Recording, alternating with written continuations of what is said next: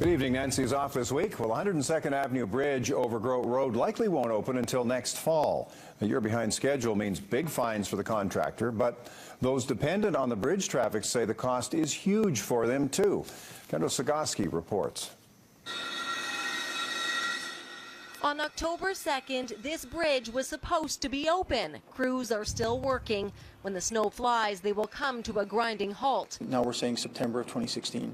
So all the worst case scenarios came up. The worst case scenario started in March. 3 steel girders bent. Construction was delayed for 3 months, but now the project is a year behind. Sure, we want it opened earlier, but at the end of the day, it's how early can we start next spring?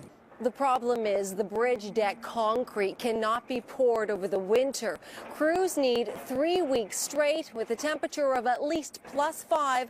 So the work will have to wait until the spring. The penalty for not finishing on time is steep. Starting October 2nd, the contractor is paying $11,500 per day.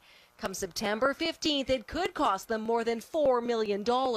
Another Christmas season without bridge traffic will cost High Street business. When you talk to the risk of these tenants, they're going home with no paycheck and digging into their pockets to keep the doors open. Bill Butler developed this area. He says some store sales are down as much as 40%. They want compensation, a cut from the contractor's penalty.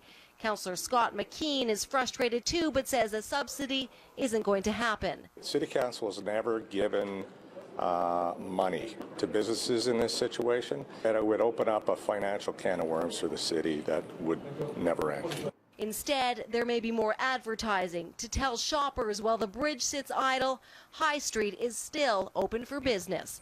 Kendall Sagoski, Global News. And since the bridge closure, commuters have been diverted to 104th Avenue. The city has now decided to temporarily remove the parking meters along 104th from 124th to 126th Street.